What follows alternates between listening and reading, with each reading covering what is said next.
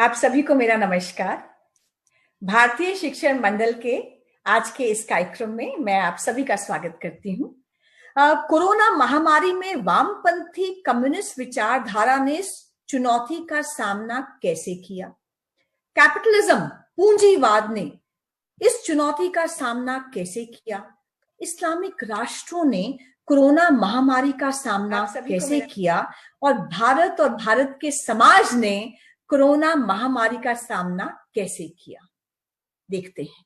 क्योंकि किसी भी व्यक्ति, समाज, विचार, राष्ट्र का चरित्र कैसा है वो ध्यान में आता है कि जब चुनौती सामने आती है उस समय लोग कैसे खड़े होते हैं, राष्ट्र कैसे खड़ा होता है। शुरू करते हैं चाइना से। मार्क्सवादी चाइना, कम्युनिस्ट चाइना, जहां पर कम्युनिस्ट पार्टी का राज है। 30 दिसंबर 2019 को एक 34 वर्षीय डॉक्टर जो वुहान सेंट्रल हॉस्पिटल में काम करते थे, उनका नाम है डॉक्टर ली वेनलियांग। उन्होंने सोशल मीडिया साइट जो वी चैट है उस पर लिखा कि वुहान हॉस्पिटल में एक विचित्र तरह की बीमारी आई है। 7 मरीज भर्ती हैं। ये 7 मरीजों ने वुहान का जो एनिमल मार्केट है वहां से मीट लिया था, उस मांस को खाया था। इन सब में वही बीमारी है, सांस की बीमारी है, निमोनिया जैसी है। टेस्ट मैंने देखे, ऐसा लगता है कि जो 2003 में सार्स की महामारी फैली थी वैसी ही कुछ दिख रही है। यह बीमारी कोरोना वायरस की महामारी जैसी है, इन्फेक्शियस है, छूत की बीमारी है। अपना ध्यान रखिए, अपने बच्चों का, अपनों का ध्यान रखिए। डॉक्टर ली ने इस सोशल पोस्ट को वी चैट पर डाल दिया। अब उसके बाद ये पोस्ट वायरल हो गई, उनके नाम से वायरल हो गई और पुलिस उनके घर पर पहुंच गई। उनको समन दिया, अपने ऑफिस में बुलाया और ऑफिस में बुलाकर डराया, धमकाया और टॉर्चर किया और सीधा कहा कि माफीनामा लिखिए कि आगे से ऐसी झूठी खबरें नहीं फैलाएंगे। उन्होंने माफीनामा लिखा, तब उनको छोड़ा गया। 3 दिन के बाद डॉक्टर ली काम पर लौटे। गुमसुम थे, चुप थे, किसी से बात नहीं कर रहे थे। वहां एक ग्लूकोमा की पेशेंट आई, एक महिला आई। उस महिला का इन्होंने इलाज किया। उस महिला में कोरोना वायरस के कोई भी सिम्टम दिख नहीं रहे थे, लेकिन उस महिला के कारण से, उस महिला के परिवार में ये इन्फेक्शन फैला।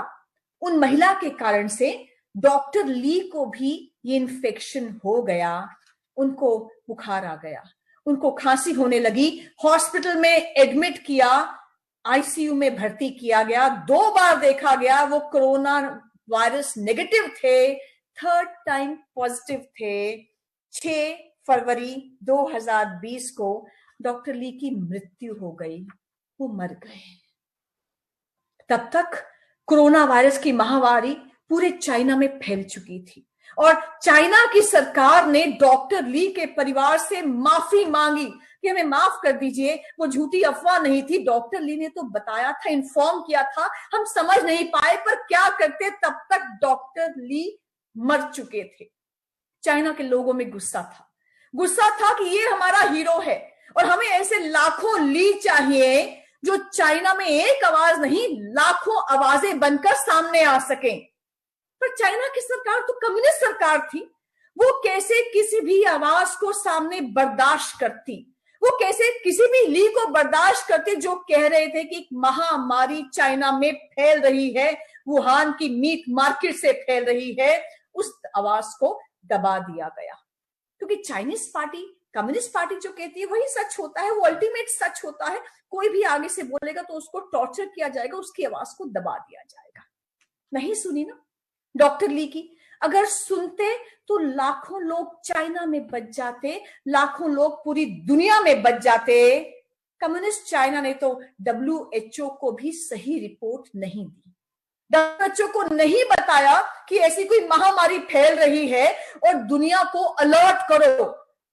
चाइना से लोग लगातार दूसरे देशों में ट्रैवल करते रहे, ये महामारी पूरी दुनिया में फैलती रही। आज चाइना ने महामारी पर काबू पा लिया है। चाइना की मार्केट्स भी खुल गई हैं, वहां पर जो ट्रैवल है वो भी शुरू हो रहा है।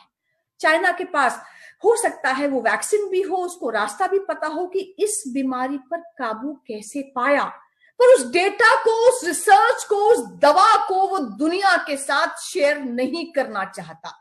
वो पूरी दुनिया को बाजार मानता है, उस बाजार पे कब्जा करना चाहता है। और नेदरलैंड, स्पेन, टर्की, इंडिया, कितने ही देशों ने कहा है कि चाइना मदद के नाम पर घटिया मेडिकल सप्लाईज दे रहा है, घटिया मास्क दे रहा है, घटिया पर्सनल प्रोटेक्टिव इक्विपमेंट की किट्स दे रहा है। आज मल्टीनेशनल कंपनीज चाइना से अपनी फैक्ट्रीज बाहर शिफ्ट करना चाहते हैं क्योंकि उसकी क्रेडिबिलिटी नहीं है कि अंदर क्या हो रहा है, वो अलर्ट नहीं करती। आप देखिए, अगर कम्युनिस्ट चाइना ने ली की आवाज दबाई ना होती, आम जनता से सच को छुपाया ना होता, दुनिया को, WHO को धोखे में नहीं रखा होता, तो पूरी दुनिया में आज कोरोना की महामारी शायद नहीं फैलती, दुनिया में लाखों लोग नहीं मरते। लेकिन आज भी चाइना इस त्रासदी का लाभ उठाने की कोशिश कर रहा है। यह है कम्युनिस्ट वामपंथी विचारधारा, जिसके लिए व्यापार पहले है, जिसके लिए पैसा पहले है, जिसके लिए विचार पहले है, विचारधारा पहले है, मानवता तो बाद में है। ऐसे ही आप देखिए, चाइना का जो दोस्त है इटली, इटली में भी वामपंथी सरकार है, चाइना की मददगार सरकार है। चाइना के प्रति, वामपंथ के प्रति इटली की सरकार का झुकाव है। इटली में क्या जबरदस्त ढंग से महामारी फैली, क्यों फैली? इसके मुख्यतः मुझे दो कारण ध्यान में आते हैं। पहला कारण है कि चाइना का इटली के सोसाइटी पर, इकोनॉमी पर, पॉलिटिक्स पर, गवर्नमेंट पर अत्यधिक प्रभाव है। जब पूरी दुनिया चाइना में कोरोना महामारी के बारे में चिंतित थी, तब चाइना के लोग तब भी इटली में आ जा रहे थे, कॉन्फ्रेंसेस चल रही थी, सरकारी अफसर आ रहे थे। चाइनीज स्टूडेंट जो इटली में रहते हैं, इटली में पढ़ते हैं, वो चाइना में गांवों में गए हुए थे छुट्टियां मनाने के लिए अपने घरों में। जब वो वापस आए तो कोई एयरपोर्ट पे स्क्रीनिंग नहीं की गई, कोई सेल्फ क्वारंटाइन नहीं किया गया, वो आम जनता के बीच में घुलते मिलते रहे, महामारी फैलती रही। 1 फरवरी 2020 को इटली में फ्लोरेंस के जो मेयर हैं, डेरियो नार्डेला, उन्होंने ट्विटर पे एक कैंपेन चलाया, हग अ चाइनीज। उन्होंने कहा, सड़क पे चल रहे हैं आप, किसी भी आप मार्ग पर चल रहे हैं, आप कहीं भी हैं, आप जहां चाइनीज व्यक्ति को देखें उसको अपने गले से लगा लें, हग अ चाइनीज। जहां पूरी दुनिया सोशल डिस्टेंसिंग की बात कर रही थी, इटली में चाइना को खुश करने के लिए हग अ चाइनीज कैंपेन चलाई जा रही थी। दूसरा कारण जो मुझे दिखता है कि इटली की सरकार को, वहां के लोगों को, वहां के प्रशासन को ध्यान में ही नहीं आया कि कोरोना की महामारी कितनी भयंकर है, कितने गंभीर परिणाम हो सकते हैं, कितने लोग मर सकते हैं। सरकार का, इटली की सरकार का एक मंत्री फोटो पोस्ट करता है शराब के गिलासों को टकराते हुए और कहता है, हम अपनी आदतें नहीं बदलेंगे। इटली के लोगों, अपनी आदतें मत बदलो, घूमो फिरो, खाओ पियो, मौज करो। मिस जिम्पा, जो हेल्थ मिनिस्ट्री में अंडर सेक्रेटरी हैं, उन्होंने क्या कहा? उन्होंने कहा कि चाइना से कोरोना वायरस की महामारी का समाचार आने लगा, ऐसा लगा कि एक साइंस फिक्शन मूवी चल रही है, एक हॉलीवुड मूवी है जो केवल चाइना में ही हो सकती है, इससे इटली का कोई लेना देना नहीं है। इतनी कंफ्यूजन।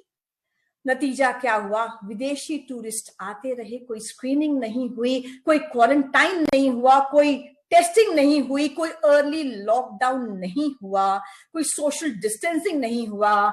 जो महामारी है वो समाज में फैल गई। इटली में अधिकांश जो जनसंख्या है वो बूढ़े लोगों की है, इम्यूनिटी कम होती है, शरीर बीमारी से लड़ नहीं पाता। लोग मरते रहे, लाशों के ढेर लगते रहे, चर्च में लगते रहे, सड़कों पर लगते रहे, इन लाशों को उठाने वाला कोई नहीं था। मार्क्सवाद और चाइना के तुष्टीकरण का इतना नुकसान भुगतना पड़ा इटली को। इटली के लोग कहते हैं, प्रशासन, सरकार कहती है आज कि काश हम 2 सप्ताह पहले लॉकडाउन कर लेते, काश हम विदेशों से आ रहे लोगों को रोक देते तो इतने लोग नहीं मरते। ये है मार्क्सवाद का चेहरा कैसे कोरोना से लड़ने में वो विफल रहे। अब आते हैं पूंजीवादी देश पर। पूंजीवादी देशों में सबसे पहले नाम आता है अमेरिका का। अमेरिका ने कोरोना महामारी का सामना कैसे किया? अमेरिका में शुरू से ही कंफ्यूजन रही, डायलेमा रहा। डायलेमा क्या रहा? What is more important, lives और इकोनॉमी? लोगों की जान अधिक आवश्यक है या व्यापार, बिजनेस, अर्थव्यवस्था, पैसा, नौकरियां, एम्प्लॉयमेंट अधिक आवश्यक है? कंफ्यूजन सब लेवल पर रही। ट्रंप और उसकी एडमिनिस्ट्रेशन में रही, चर्च में रही, आम जनता में रही। ट्रंप और उसकी एडमिनिस्ट्रेशन की अगर हम बात करें तो एडवाइजर्स ने, इंटेलिजेंस एजेंसीज ने, हेल्थ एक्सपर्ट्स ने कहा अर्ली लॉकडाउन करो, टोटल लॉकडाउन करो, सोशल डिस्टेंसिंग करो, ये महामारी गंभीर है, बहुत सी जानें लेकर जाएगी, सब बिजनेस बंद कर दो, सब घरों में ही सबको कह दो रुकने के लिए। ट्रंप ने कहा इससे तो अर्थव्यवस्था को बहुत भारी नुकसान हो जाएगा, इससे तो बिजनेस ठप हो जाएगा, व्यापार बंद हो जाएगा, लोग बेरोजगार हो जाएंगे, हम ऐसा नहीं कर सकते। गर्मी आएगी, कोरोना वायरस तो एक जादू की तरह, मैजिक की तरह समाप्त हो जाएगा, इंतजार करेंगे। सरकार में कंफ्यूजन थी कि टोटल लॉकडाउन करें या अपनी अर्थव्यवस्था को बचाएं। इसी कंफ्यूजन में फॉरेन ट्रैवलर्स, विदेशी ट्रैवलर्स, चाइना से, जापान से, बाकी कंट्रीज से वो अमेरिका में आते रहे। जनवरी में ही लाखों लोग चाइना से न्यूयॉर्क में आए। पब्स में, ट्रेन्स में, बसेस में, बीचेस पे, रेस्टोरेंट में, सब खुले में घूमते रहे, इंटरैक्ट करते रहे भीड़ के साथ। इन्फेक्शन फैलता रहा। हम अगर चर्च की बात करते हैं, चर्च ने कहा this is a political virus, हम अपने रिलीजियस प्रैक्टिसेस नहीं छोड़ सकते। पास्टर जो है टोनी स्पेल, उन्होंने एक लोकल टीवी को इंटरव्यू दिया और कहा ये जो वायरस है ये पॉलिटिकली मोटिवेटेड है, ये तो पॉलिटिक्स है, हम अपने रिलीजियस प्रैक्टिसेस नहीं छोड़ेंगे, कुछ भी हो जाए हम चर्च में मिलते रहेंगे, चर्चेस को बंद नहीं करेंगे। अब हम आम जनता की बात करते हैं, लोगों की बात करते हैं। जो ट्रंप एडमिनिस्ट्रेशन में कंफ्यूजन थी, जो चर्च में कंफ्यूजन थी, वही कंफ्यूजन आम जनता में थी। 10 से अधिक स्टेट्स में रैलीज हुई। रैलीज क्या? Me, my rights, my liberty, my independence. Lockdown जब हुआ उसके खिलाफ रैलीज हुई, धरने हुए, प्रदर्शन हुए कि ऑफिस खोलो, फैक्ट्रीज खोलो, व्यापार खोलो, मॉल्स खोलो, हमें नौकरी पर जाना है, हमारा घर है, ट्रक है, कार है, सब गिरवी है, उसकी किस्त कौन भरेगा? हमें ब्यूटी पार्लर जाना है, हमें बाल कटवाने हैं, हमें स्पा जाना है, हमारा हक है, सिविल लिबर्टीज है। कोरोना हो तो हो, मरना ही है तो खाते पीते मौज करते मरेंगे। सड़कों को जाम कर दिया गया, सड़कों पर जोर जोर से हॉर्न बजाए गए और नारा दिया गया लिबरेट, हमें आजादी चाहिए। Donald Trump, president of America, उन्होंने भी इनके समर्थन में ट्वीट किया और ट्वीट में कहा liberate, liberate Minnesota, liberate Michigan, liberate Virginia. जो तीनों विपक्षी पार्टीज की शासित स्टेट्स है उसमें उन्होंने उन लोगों का साथ दिया, प्रोटेस्टर्स का साथ दिया और कहा इतने लॉकडाउन में इतने स्ट्रिक्ट आपने अरेंजमेंट्स क्यों कर रखे हैं, खुला छोड़ो ना, लिबरेट। लॉकडाउन खुलेगा, इन्फेक्शन फैलेगा, लोग मरेंगे, किसी ने नहीं सोचा। हर कोई अपने बारे में सोच रहा था, समाज के बारे में कोई नहीं सोच रहा, गरीबों के बारे में, उनको भोजन देना है, देश के बारे में कोई नहीं सोच रहा। और उसका असर क्या हुआ? इस कंफ्यूजन का असर 78,000 अमेरिकन अब तक मर गए हैं कोरोना वायरस के इन्फेक्शन से और 13 लाख से अधिक कोरोना पॉजिटिव पाए गए हैं। अब दोषारोपण शुरू हो गया। दोषारोपण क्या शुरू हुआ? ट्रंप ने WHO पर आरोप लगाया कि तुम तो चाइना के इशारे पर काम करते हो, तुम तो जानबूझकर कोरोना महामारी की जानकारी तुमने दुनिया को नहीं दी। तुम WHO हो, वर्ल्ड हेल्थ ऑर्गेनाइजेशन हो, तुम तो वुहान हेल्थ ऑर्गेनाइजेशन हो। तो यूएसए जो तुम्हें पैसा दे रहा है, फंड दे रहा है, वो हम फंड बंद करते हैं। जो WHO के डायरेक्टर जनरल हैं टेड्रोस एडहानम, उन्होंने इसका विरोध किया, उन्होंने कहा, खंडन किया कि ऐसा नहीं है, हमारे पास जो डेटा है उसके बेसिस पे जो हम बेस्ट कर सकते हैं कर रहे हैं, पर झगड़ा चल रहा है। तो आप देखिए, पूंजीवाद कोरोना महामारी से लड़ने में विफल रहा। उसने आम जनता की जिंदगी को महत्व नहीं दिया। बिजनेस, व्यापार, अर्थव्यवस्था, रोजगार, पैसे को महत्व दिया। पूंजीवादी जो मानसिकता रही, मैं, मेरा शरीर, मेरा पैसा, व्यक्ति अपने शरीर, आराम, अपने हित के बारे में सोचता रहा, समाज के हित के बारे में नहीं सोचा। मुझे तो वो एनजीओज भी नहीं दिखी जिनको लाखों करोड़ रुपए यूएस डॉलर्स में, डॉलर्स वो पहुंचते हैं गरीबों की सेवा के लिए, उनके भोजन के लिए। कहां गई वो? दिखी नहीं मुझे। कहां उन्होंने गरीबों की मदद की? पूंजीवादी मॉडल स्वार्थी मॉडल साबित हुआ। समाज, दुनिया, मानवता के बारे में नहीं सोचने वाला ऐसा मॉडल स्थापित हुआ। अब हम आते हैं इस्लामिक वर्ल्ड पर। देखिए, इस्लामिक वर्ल्ड के बारे में जब हम बात करते हैं तो 3 मुख्य बातें देखनी होगी। पहला है कि रिलीजन गवर्न्स देयर लाइफ, उनके लिए सबसे ऊपर उनका मजहब है, इसलिए दे आर स्लो। स्लो कैसे हैं? आधुनिकता को, मॉडर्निटी को नहीं अपनाते, टेक्नोलॉजी को नहीं अपनाते, मजहबी तौर तरीके नहीं बदलते, सोशल डिस्टेंसिंग का पालन नहीं किया, मस्जिदों में एकत्रित होते रहे, सड़कों पर हजारों में एकत्रित होते रहे, जहां एकत्रित होती रहे वहां इन्फेक्शन ट्रैवल करता रहा, कम्युनिटी में स्प्रेड होता रहा। दूसरा है, आप देखिए, रेफ्यूजी प्रॉब्लम, शरणार्थियों की समस्या।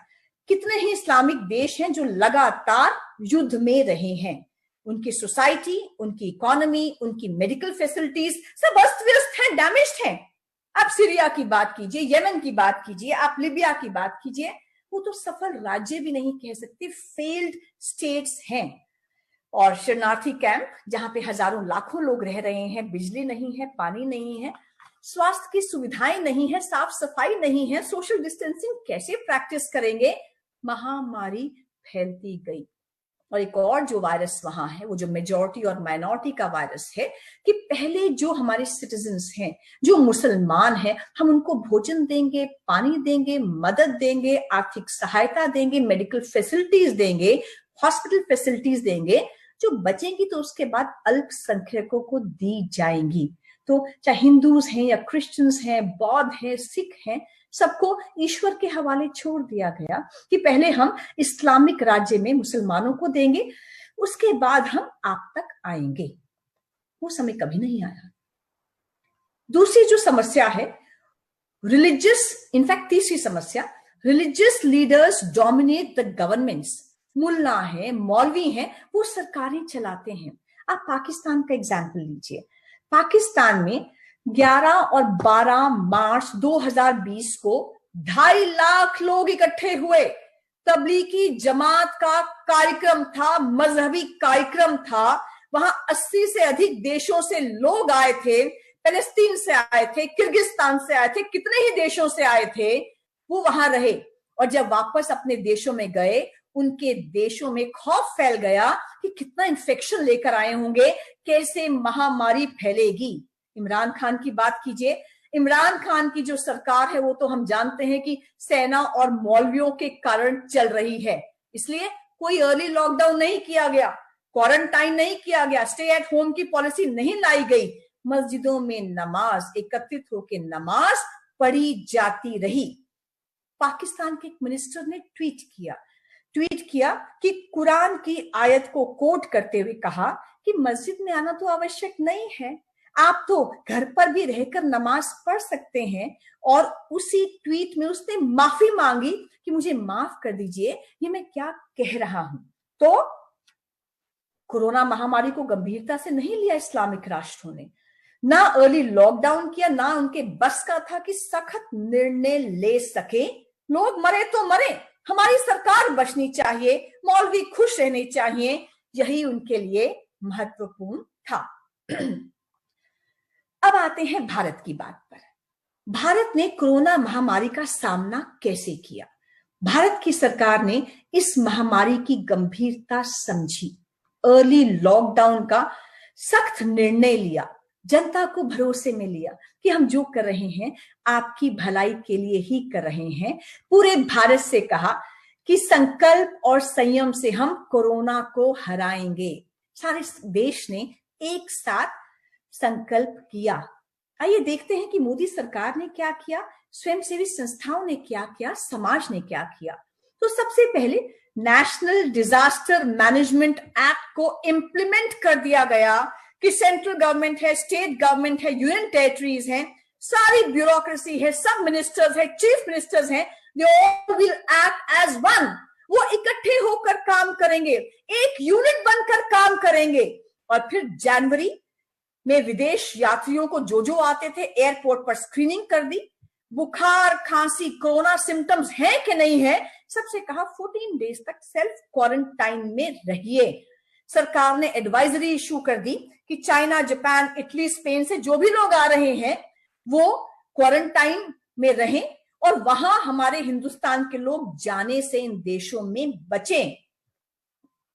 22 मार्च को मोदी सरकार ने जनता कर्फ्यू घोषित कर दिया कि लोगों को आने वाली समस्याओं के लिए तैयार कर दिया। 24 मार्च से 14 अप्रैल तक 21 दिन का लॉकडाउन, 130 करोड़ लोग लॉकडाउन। 14 अप्रैल से 3 मई तक लॉकडाउन को एक्सटेंड कर दिया गया, बढ़ा दिया गया। 3 मई से 17 मई तक लॉकडाउन को फिर बढ़ा दिया। सभी देशवासियों ने इसका पालन किया। हाँ, कुछ दुर्जन शक्तियां बीच में आ जाती हैं जो कहीं तबलीगी समाज के रूप में आती हैं, तबलीगी जमात के रूप में, कुछ और जो सुपर स्प्रेडर्स का काम करती हैं, जो डॉक्टर्स पर थूकते हैं, डॉक्टर्स पर अटैक करते हैं, नर्सेस के साथ अश्लील व्यवहार करते हैं। मोदी सरकार ने और बाकी सरकारों ने सख्ती से उन पर कार्रवाई की, एपिडेमिक एक्ट में अमेंडमेंट किया और ये तय किया कि जो भी ऐसे कोरोना के वॉरियर्स, कोरोना योद्धाओं पर, डॉक्टर्स पर, पुलिस पर अटैक करेगा तो 7 साल तक की सजा दी जाएगी और 5 लाख तक का जुर्माना होगा। तो इसीलिए अब मैं एक और बात कहना चाहूंगी, 130 करोड़ लोगों को लॉकडाउन में डाल दिया और लोग आ गए लॉकडाउन के अंदर।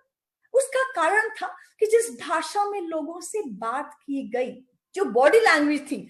आप नरेंद्र मोदी जो प्रधानमंत्री हैं, उनका आप कोई भी टीवी में जो उनका ब्रॉडकास्ट था वो देखिए, उनकी बॉडी लैंग्वेज, उनकी भाषा ऐसी थी कि घर का कोई बड़ा व्यक्ति परिवार की भलाई के लिए वो बात कर रहा है और कह रहा है घर की लक्ष्मण रेखा पार मत करो, कृपया मैं हाथ जोड़ रहा हूं, आपको कठिनाई हो रही होगी पर घर के अंदर रहो, कृपया जो नर्सेज हैं, सफाई कर्मचारी हैं, पुलिस हैं, डॉक्टर्स हैं, वो कोरोना के योद्धा हैं, वो अपनी जान की परवाह किए बिना आप सबको बचाने में लगे हैं, उनके लिए ताली बजाइए, उनको धन्यवाद कीजिए, be grateful to them, be thankful to them.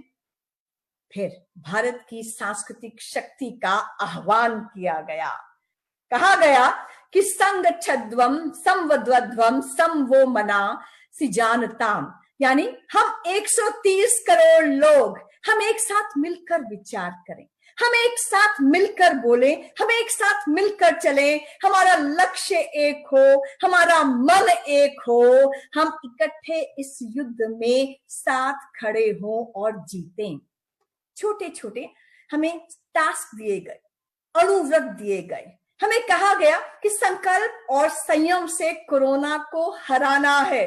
24 मार्च को 5 बजे बालकनी में आइए, थाली बजाइए, ताली बजाइए, शंखनाद कीजिए, डॉक्टर्स, नर्सेस, इलाज में लगे हुए लोगों का धन्यवाद कीजिए। हमें कहा गया 9 बजे 9 मिनट के लिए घर की सब बत्तियां बुझा दीजिए, दिया जलाइए, मोमबत्ती जलाइए, टॉर्च जलाइए, मोबाइल की फ्लैश लाइट जलाइए, सब एक साथ हो जाइए। इस युद्ध में आप अकेले नहीं हैं, 130 करोड़ लोग आपके साथ खड़े हैं। 7 काम बताए गए। बड़े बूढ़ों का ध्यान रखिए, एक्स्ट्रा केयर कीजिए, घर में रहिए, घर की लक्ष्मण रेखा को पार मत कीजिए, गरीबों को भोजन कराइए, उनकी मदद कीजिए। व्यापारियों से कहा अपने कर्मचारियों को निकालिए मत, उनके भरण पोषण का जिम्मा उठाइए। आरोग्य ऐप डाउनलोड कीजिए ताकि आसपास किसी को भी कोरोना तो नहीं ये मालूम हो सके। आयुष मिनिस्ट्री की गाइडलाइंस को फॉलो कीजिए, इम्यूनिटी बढ़ाइए, कोरोना वॉरियर्स, कोरोना योद्धाओं का सम्मान कीजिए, डॉक्टर्स का, नर्सेस का, सफाई कर्मचारियों का, पुलिस पीपल का। फिर हमारी मेंटल हेल्थ के लिए क्या किया गया, हमारे मनों के लिए क्या किया गया? वेल, बहुत से कदम उठाए गए, जिसमें एक जो कदम मुझे बहुत अच्छा लगा वो था दूरदर्शन पे रामायण और महाभारत का प्रसारण दोबारा शुरू कर दिया गया, ताकि लोग घर के अंदर रहें, ऐसे सीरियल देखें जिससे शांति मिले, जिससे सुकून मिले, सकारात्मक सोच बने, लोग आशावादी रहेंगे, लोग पॉजिटिव रहेंगे, स्ट्रेस, स्ट्रेन और टेंशन नहीं लेंगे। मेंटल हेल्थ का ध्यान रखा गया ना। अब देखो, लोगों ने गीता देखी। मैं मानती हूं Gita is the best motivational seminar given by lord Krishna on this earth. सबसे इंस्पायरिंग सेमिनार है। आप देखिए, अर्जुन कुरुक्षेत्र के मैदान में खड़ा है, उसको नहीं पता ठीक क्या है, गलत क्या है, कंफ्यूज्ड है, स्ट्रेस में है, टेंशन में है, क्या करूं क्या ना करूं। उसके पास स्किल है पर विल नहीं है लड़ने के लिए, क्या करूं? तो वहां पर आर्ट ऑफ लिविंग का कोर्स करवाते हैं भगवान कृष्ण, उसको बताते हैं जीवन जीने की पद्धति क्या है, मन को संयम में कैसे रखा जाए। ये जो पद्धति है जीवन जीने की, मुझे लगता है कुरुक्षेत्र का मैदान तो हर समय हम झेल रहे हैं। हमारे मन में कुरुक्षेत्र का मैदान है, हमारी जॉब में है, हमारे घर में है, हमारे बिजनेस में है, हम जहां जाते हैं वहां कुरुक्षेत्र का मैदान है, क्योंकि अच्छाई और बुराई में सदा लड़ाई होती है, अच्छे विचार और बुरे विचारों में सदा लड़ाई होती है, गुड फोर्सेस और बैड फोर्सेस में सदा लड़ाई होती है। समझ नहीं आता कि क्या करें, तो अपने आप को संयमित कैसे रखें और किस प्रकार से अच्छाई की ओर अग्रसर हों। ये गीता का पाठ इन दिनों पे लोगों ने महाभारत में देखा और ऐसा पॉपुलर हुआ। आप देखिए, रामायण और महाभारत की जो सबसे पॉपुलर सीरियल है गेम ऑफ थ्रोन्स, उसका वर्ल्ड रिकॉर्ड बीट कर दिया। एक दिन में यानी 16 अप्रैल को 7.5 करोड़ लोगों से अधिक ने रामायण को देखा, वर्ल्ड रिकॉर्ड बीट कर दिया। अब भारत में समाज ने कोरोना का सामना कैसे किया? आपको अगर देखना हो कि समाज के आधारभूत सिद्धांत क्या है जिनसे शक्ति मिली समाज को, और समाज ने कोरोना का महामारी का सामना किया, तो भारत के आधारभूत सिद्धांत हैं सर्वे भवन्तु सुखिनः, सर्वे सन्तु निरामया। यानी लक्ष्य है सब सुखी हो, सब निरोगी हो। सब में कौन कौन आता है? सिर्फ हिंदू नहीं आते, सब में आता है मानव जाति, पशु पक्षी, पेड़ पौधे, जीव जंतु, प्रकृति, सृष्टि, प्रकृति, सब कुछ आ जाता है। सबके कल्याण की कामना हमारा लक्ष्य है। अब सबके कल्याण की हमने बात क्यों की है, क्यों मानते हैं? क्योंकि हम मानते हैं कि ईशावास्यम इदम सर्वम, यानी सब में ईश्वर का वास है, कण कण में भगवान है। हम मानते हैं कि अहम ब्रह्मास्मि, मैं ईश्वर हूं, तत्त्वमसि, तुम भी वही हो, तुम भी ईश्वर हो, यत् पिंडे तत् ब्रह्मंडे, यानी जो इस शरीर में है वे पूरे ब्रह्मांड में है, और एकम सत विप्रा बहुधा वदन्ति, यानी ईश्वर तो एक है, उस तक पहुंचने के मार्ग अलग अलग हो सकते हैं। सर्बत दा भला, सबका भला हो, इसलिए धर्म के आधार पर, जाति के आधार पर, लिंग, भाषा, रहन सहन, खान पीन के आधार पर कोई भेदभाव है ही नहीं, हो ही नहीं सकता समाज के लिए, राष्ट्र के लिए। इसलिए कोई मेजॉरिटी नहीं है, कोई माइनॉरिटी नहीं है, हम सब उस ईश्वर की संतान है, उस भारत माता की संतान है। हम सब भाई बहन हैं। किसी एक को भी दर्द होता है, वो दर्द पूरे समाज को होता है। इसलिए भारत के लोगों ने अपने अपनी तिजोरियां खोल दी। स्वयंसेवी संस्थाओं ने, मंदिरों ने, गुरुद्वारों ने समाज में इतना पैसा इकट्ठा किया और उस पैसे से समाज के गरीब को, जो भूखा है, जो मुसीबत में है, उसको पानी दिया, भोजन दिया, दवा दी, स्वास्थ्य सुविधाएं दी। आप देखिए 90% जो भोजन वितरित हुआ है, ऐसे हमारे गरीब भाइयों को समाज सेवी संस्थाओं ने किया है। स्वयं बाहर आई, लाइनों में खड़े नहीं हुए यूएसए की तरह कि हमें डोल चाहिए, सरकार तुम सब कुछ करो।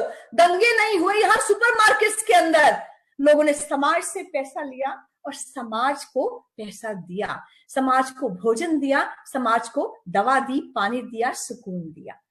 मुझे ध्यान है दिल्ली में हजारों की संख्या में आनंद विहार बस अड्डे पर हर से हमारे मजदूर भाई बहन इकट्ठे हो गए कि हमें वापस जाना है, हमें यूपी जाना है, बिहार जाना है, वापस जाना है। तब संघ के लोग आगे आए, सेवा भारती के लोग आगे आए। उन्होंने सरकार के साथ मिलकर मास्क पहनकर, सैनिटाइजर साथ लेकर लोगों को वहां लाइनों में ठीक से खड़ा कराया, सोशल डिस्टेंसिंग को इंश्योर किया, उनको भोजन दिया, पानी दिया, उनकी मदद की, अपनी जान की परवाह नहीं की, लोगों की सहायता की। हमारे भारत की जो मिट्टी है ना, वो यही सिखाती है। भारत की मिट्टी सिखाती है कि स्वयं से ऊपर परिवार को रखो, परिवार से ऊपर समाज को रखो, समाज से ऊपर राष्ट्र को रखो और मानवता के लिए सब कुछ कुर्बान कर दो। वसुदैव कुटुंबकम, संपूर्ण संसार ही एक परिवार है। आप देखिए, दुनिया को हमने इस त्रासदी के समय में पूरी सहायता की। दुनिया में यूएसए ने, यूरोप ने हमें कहा कि भारत, तुम्हारे पास तो एंटी मलेरियल ड्रग है, हाइड्रोक्सी क्लोरोक्विन है, पैरासिटामोल है, हमें चाहिए। इनफैक्ट ब्राजील के जो प्रेसिडेंट हैं, उन्होंने तो ये तक कह दिया कि भगवान हनुमान ने जिस प्रकार से हिमालय से दवा लाकर लक्ष्मण जी की जान बचाई थी, भारत तुम हमें ये दवा देकर हमारी ब्राजील के लोगों की जान बचाओ। भारत ने ये नहीं सोचा रे विश्व त्रासदी है, मैं इसका लाभ उठाऊं, पैसा कमाऊं, नहीं। भारत ने कहा मैं दुनिया को जो दे सकता हूं, जो मेरी सामर्थ्य में है, मैं वो सब दूंगा, और वो सब दिया। आप देखिए, सार्क का इमरजेंसी फंड स्टैब्लिश किया गया, मास्क दिए गए, टेस्टिंग किट्स दी गई, सैनिटाइजर्स दिए गए, मेडिकल सप्लाईज दी गई, वंदे भारत मिशन चलाया गया। भारतीय मूल के स्टूडेंट्स, मजदूर, जहां भी भारतीय मूल के लोग फंसे हुए थे, रशिया से जर्मनी तक, किर्गिस्तान से स्पेन तक, चाइना में, ईरान में, इंग्लैंड में, सबको प्लेन द्वारा सुरक्षित वापस भारत लाया गया। भारत ने तो ऑफर किया पाकिस्तान को कि भैया तुम्हारे भी जो लोग फंसे हुए हैं स्टूडेंट्स, हम उनको भी चाइना में यूहान से ले आते हैं। अब वो पाकिस्तान ने हाँ कहा ना कहा वो तो बात का विषय है। तो आज पूरी दुनिया भारत की संस्कृति को अपना रही है। आज ट्रंप भी नमस्ते कर रहा है। दुनिया हाथ मिलाना भूल गई है, किस करना भूल गई है, गले लगना भूल गई है, वो कह रही है नमस्ते। भारत कहता है, नमस्ते का अर्थ है कि the divine in me goes down to the divine in you. मेरे अंदर का जो ईश्वर का तत्व है, वो तुम्हारे सामने के ईश्वर के तत्व को नमन करता है, झुकता है। पूरी दुनिया आज शाकाहार अपना रही है। वो कह रही है कि कोरोना की जो महामारी है, चूहे से आई है, चमगादड़ खाने से आई है, इंसानों में आई है, हम मीट से तौबा कर रहे हैं। भारत का मानना है अहिंसा का मार्ग अपनाओ। अहिंसा का मार्ग क्या है कि मुझे मेरे शरीर के निर्वाह के लिए किसी प्रकार की हिंसा नहीं चाहिए, ना विचार की, ना शब्दों की, ना कार्य और कृत्य की। पूरी दुनिया बरियल को छोड़कर दाह संस्कार अपना रही है कि ज्यादा इको फ्रेंडली है, पर्यावरण का ध्यान रखता है। 90% लोग जापान में दाह संस्कार अपनाते हैं, जो लोग मरते हैं उनके परिवार वाले। 40% लोग यूएसए में दाह संस्कार अपनाते हैं मरने वालों के लिए, बरियल नहीं अपना रहे हैं। आप देखिए, इटली में, इराक में ऐसी घटनाएं हुई हैं कि अगर कोई भी व्यक्ति कोविड पॉजिटिव होकर मर गया है तो उसको उसके इलाके में पड़ोसी कह रहे हैं यहां मत दफनाओ, जो मिट्टी है उससे, जमीन से इन्फेक्शन हमारे घरों तक, हम तक आ जाएगा, दफनाओ मत। इसलिए लोगों का दाह संस्कार किया जा रहा है। हम सब जानते हैं कि अमेरिका में, यूरोप के कई देशों में आयुर्वेदा स्पास खुले हैं, किससे टेंशन समाप्त होती है, डिस्ट्रेस होते हैं, ताजगी महसूस होती है, शरीर की भी और मन की भी। कर्म का सिद्धांत मानने लगे हैं लोग। कर्म का सिद्धांत, वो मानते हैं कि इंसान ने प्रकृति का शोषण किया। वो मानते हैं कि हमने सृष्टि का केंद्र इंसान को रखा, तो पेड़ पौधे, पशु पक्षी, जल, जमीन, खनिज, तेल, कोयला, हमने सब कुछ इस्तेमाल किया, मिसयूज किया इंसान की भूख के लिए, इंसान के लालच को पूरा करने के लिए। और इसलिए आज प्रकृति हमें हमारे कर्मों का फल दे रही है। सब कुछ दूषित हो गया है, जल थल आकाश हवा सब दूषित हो गए थे। धरती का तापमान बढ़ रहा था, बाढ़ सुनामी अर्थक्वेक आ रहा था, महामारी फैल गई है। कर्मों का ही तो फल है। इसलिए वसुदेव कुटुंबकम की बात आज दुनिया कर रही है कि संसार तो एक परिवार है। इस सिद्धांत को लोग मानने लगे हैं। वो कहते हैं कि संसार में एक जगह पर कुछ भी अनर्थ होता है तो पूरी दुनिया को उसका परिणाम भुगतना पड़ता है। यदि वामपंथी चाइना ने अपनी विचारधारा से ऊपर उठकर मानवता को रखा होता, डॉक्टर ली की बात सुनी होती, तो आज पूरी दुनिया में महामारी नहीं फैलती, लोग नहीं मरते। यदि पूंजीवादी अमेरिका ने लोगों की जिंदगी को अधिक महत्व दिया होता, बिजनेस को, व्यापार को, पैसे को, अर्थव्यवस्था को कम महत्व दिया होता, तो शायद लाखों लोग नहीं मरते। यदि इस्लामिक देशों ने मजहब से ऊपर मानवता की बात की होती, मेजॉरिटी माइनॉरिटी में भेद नहीं किया होता, तो बहुत से लोग बच जाते। इसलिए साम्यवाद, पूंजीवाद, मजहबी राज्य वर्तमान व भविष्य की चुनौतियों का सामना करने में फेल हो गए हैं। इस भीषण काल में भारत ने रास्ता दिखाया है। और रास्ता कैसा है? स्वयं का जीवन संयमित हो, स्वयं का जीवन संयमित हो, बैलेंस्ड हो। त्यक्तेन भुंजिता, त्याग के साथ उपभोग करो। समाज का गरीब, पीड़ित, निस्सहाय जो है वो हमारी जिम्मेवारी है, हम उसकी सहायता करेंगे। प्रकृति का शोषण मत करो, उसका दोहन करो। विश्व एक परिवार है, वसुदैव कुटुंबकम। इसलिए अंत में मैं यही कहूंगी कि आप और मैं, पूरा समाज, पूरी दुनिया इस महामारी से लड़ रहा है। अपना अपना गिलहरी प्रयास करते रहिए, अपनी अपनी आहुति इस चुनौती के लिए, इस यज्ञ में डालते रहिए कि आज मैंने सूर्य से बस जरा यूं ही कहा, आपके साम्राज्य में इतना अंधेरा क्यों रहा? थम के वो दहाड़ा, मैं अकेला क्या करूं? तुम बेफिक्रों के लिए मैं भला कब तक लड़ूं? आकाश की आराधना के चक्रों में मत पड़ो, संग्राम यह घनघोर है। कुछ मैं लड़ूं, कुछ तुम लड़ो। जय हिंद, जय भारत।